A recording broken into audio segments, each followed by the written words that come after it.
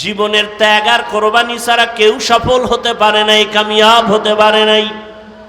ও আমার যুবক, পর্দার আড়ালের মা বোনেরা, ও বৃদ্ধ বাবাজি, এই কোরবানির ইতিহাস, ত্যাগের ইতিহাস, কেমন বাবা সন্তানের জবাই করার জন্য রেডি, আর কেমন সন্তান বাবাকে বলে আমিও জবাই হওয়ার জন্য রেডি, তাড়াতাড়ি আমাকে জবাই করো, দেরি হলে আল্লাহ বুঝি আবার হুকুমটা নিয়ে যাবেন। কেমন ধৈর্য! ইব্রাহিম কাঁদে, ইসমাইলের চোখে পানি, হাজেরাও কান্না করে। ওদিকে মা হাজেরার কেমন ধৈর্য! শয়তান গিয়া কয়, হাজেরা ইসমাইলের কই পাঠাইছো 13 বছরের পর? বলে বাবা দাওয়াতে যায়, বাদশার দাওয়াতে। কয় না না, জবাই করতে নেয়। বলে না, বাবা হইয়া কখনো সন্তান কি জবাই করতে পারে? শয়তান বলে আসল কথা আল্লাহর হুকুম। হাজেরা বলে শয়তান দূর হ, আমার আল্লাহ যদি হুকুম করে একজন ইসমাইল না, আর ইসমাইল যদি থাকে সব আমি আল্লাহর পথে দিয়ে দিব। কেমন ধৈর্য ধারণকারিনী আম্মা জান ইসমাইল নবীর মা হাজেরা। এরে আম্মা জানেরা, আপনাদের অবদান যদি না থাকে একটা সংসার সুন্দর করা সম্ভব হয় না। একটা সমাজ আপনাদের কারণেই সুন্দর হয়, আপনাদের ধৈর্য আদর্শের কারণে একটা সন্তান ভালোবাসে, সন্তানের ভালো আদর্শের কারণে সমাজ ভালো হয়ে যায়। অতএব কোরবানির ঘটনার থেকে ত্যাগের শিক্ষা, আল্লাহর মোহাব্বত, আদিকে আবার আল্লাহর জাহান্নামের আযাবের ভয়, ক্ষুধার তৃষ্ণা। আল্লাহ তাআলা পরীক্ষা নিবেন, ধৈর্যের মাধ্যমে পরীক্ষায় পাশ করতে হবে। ও আল্লাহর বান্দারা, কত গালি কত কিছুই শুনলাম, এরপরও আল্লাহর মোহব্বতে টুপি ফালাই না, দাড়ি ফালাই না। চাইলে আজকে তোমার মতো প্যান্ট শার্ট টাই লাগায় দাড়ি কেটে রাস্তায় ঘুরলে কে আমাদের বাধা দিত?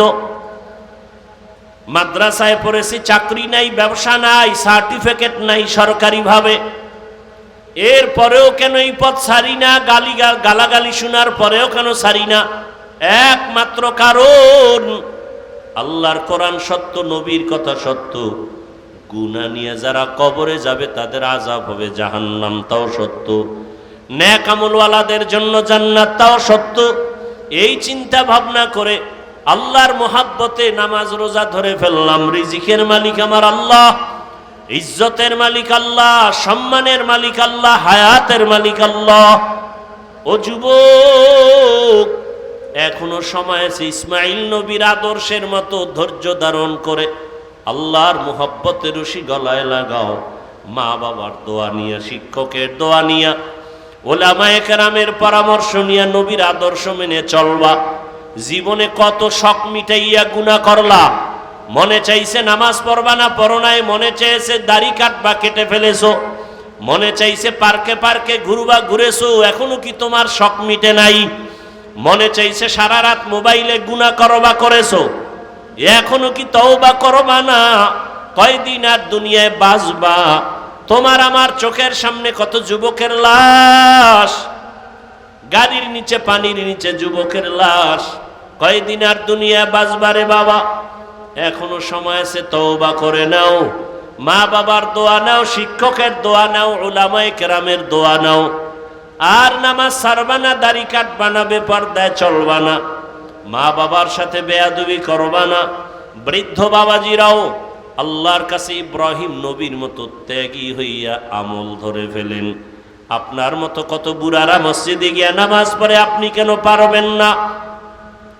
আম্মা জানেরা, আপনার মতো কত মা এখনো আছে পর্দা করে, স্বামীর মাল হেফাজত করে, নামাজ পড়ে, বেপর্দায় চলে না, মোবাইলে সময় নষ্ট করে না।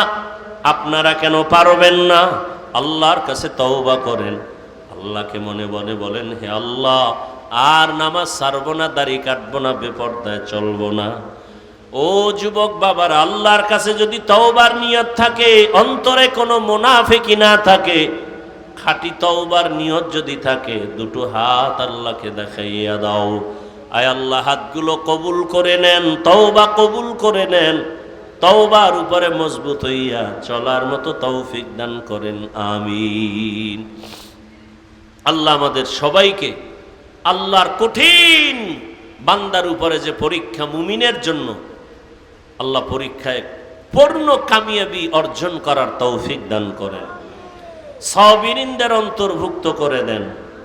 কোরবানির মাধ্যমে ইব্রাহিম নবী, ইসমাইল নবী যেমন পাশ করেছেন, মা হাজেরা পাশ করেছেন, আমাদের এই ক্ষুদ্র পরীক্ষায় যেন আমরা তাদের মতো পাশ করতে পারি, সে তৌফিক আল্লাহ দান করেন। মাদ্রাসার জন্য দোয়া, আল্লাহ মাদ্রাসা কবুল করেন, আসাতাজায়ে কেরামদেরকে কবুল করেন, তালিবুল ইলম যারা তাদেরকে কবুল করেন। হযরত দোয়া করবেন, যেহেতু ঘরওয়ালা ঘরের হালাত ভালো জানেন, আপনারা বিসমিল্লাহ বলে মোনাজাত এই বরকতি